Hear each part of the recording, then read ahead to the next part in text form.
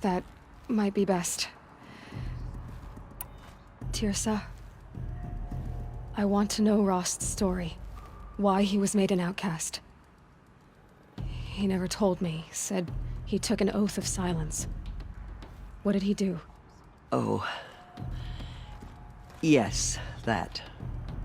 What crime did he commit? I will tell you if you wish. But it is a long story. Are you sure you want to hear it now? Of course I want to hear it. Tell me. Rost never committed any crime. He was an outcast by choice. What? What do you mean? Many years ago, before the derangement, before the Red Raids, a band of murderous outlanders, 12 in number, struck without warning. At Mother's Vigil, they took hostages, and then pressed on, headed for Devil's Thirst. Mother's Vigil? Where's that? You would know it as the Forsaken Village, near the Karja border. But at the time, many families lived there. Rost's was one of them. His mate was killed fighting the Outlanders, and his daughter was among those taken hostage. His daughter? What was her name? Alana. She was just 6 years old. Nora Braves couldn't stop 12 Outlanders? Or rescue the hostages? It was quite impossible. We outnumbered them, but every time a Brave came within bowshot, the Outlanders killed a hostage. What did they come here to do? That was never discovered. We couldn't track closely enough to observe them. We know they camped beyond Devil's Thirst for 2 days. There were reports of strange noises. And then, as suddenly as they came, the Outlanders made their way back to the border and disappeared. What happened to Rost's daughter? She was killed. Rost was one of the Braves who tracked the Outlanders, keeping his distance. There were 6 hostages still alive when they reached the border. Alana among them. Rather than release them, the Outlanders slit their throats and left the corpses just across the border, mocking us. Why? Cruelty. They knew the faithful Nora would not leave the sacred land to collect the bodies, let alone pursue them. They thought themselves safe from our vengeance. Are you saying that Rost went after them? That he became an exile? No. Rost was beside himself with grief, but even so, he would never have broken taboo. Then what did he do? He called upon the most terrible and secret rite of the Nora tribe. He begged to be made a Death Seeker. A Death Seeker? What is that? One who dies to go seeking, and in seeking, brings death to others. The ritual drags the spirit from one's body, releasing it to All Mother's care. The heart beats, the mind thinks, but the spirit has moved on. I don't understand. Rost went after the Outlanders, but his spirit never left. It remained here with All Mother. He gathered the bodies of the slain and returned them. And then he set out in pursuit, not as an exile, but a weapon of vengeance. A barbed arrow shot from a bow, never to return. But Rost did return.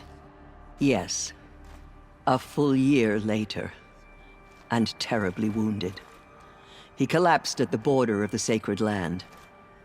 A hunting party came upon him. He was delirious, in agony. By law, he should have died where he lay.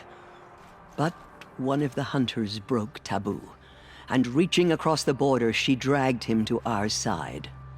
Who was she? A brave who'd lost a mate and 2 sons to the very outlanders that Rost pursued. So, Rost never finished his mission. To the contrary, he killed all 12. Tracked them to disparate places the world over, he said. Meridian, Ban-Ur, the Claim, Utaru Land, further even, into the Forbidden West. The last he killed nearly got the best of him. Wounded, he stumbled and crawled back to us, hoping to die as close to the sacred land as he could. He never expected nor asked to be dragged across the border and nursed back to health. That was done to him, leaving us, the matriarchs, in a difficult position. Why couldn't you just welcome him back? Rost had been made a Death Seeker, Aloy. He no longer had any place among the tribe. By law, he should have been driven back out. But we couldn't bring ourselves to do that, so we offered a compromise. You made him an outcast. Yes. We offered to do so on the condition he never speak to anyone of this exception. After all he did, all he suffered, to be declared an outcast was his reward. Rost was overjoyed. He never expected to live another day in the sacred land, let alone the embrace, so close to the goddess. He resolved to spend the rest of his days in solitude, and was happy to do so. But then you found me, and gave me to him. Yes. Another compromise. The matriarchs feared you, and would not let you be raised by the tribe. And so we turned to Rost. I knew that he would take care of you, bring you up, teach you to worship All-Mother and respect the ways of the tribe. He certainly tried anyway.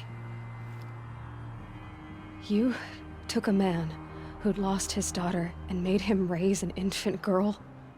Doesn't that strike you as callous? I'm inclined to think the course of events has shown the wisdom of our choice. And I'm quite certain that from the moment he laid eyes on you, he saw you as a gift, and never a burden. All right, Tirza, that's quite a story.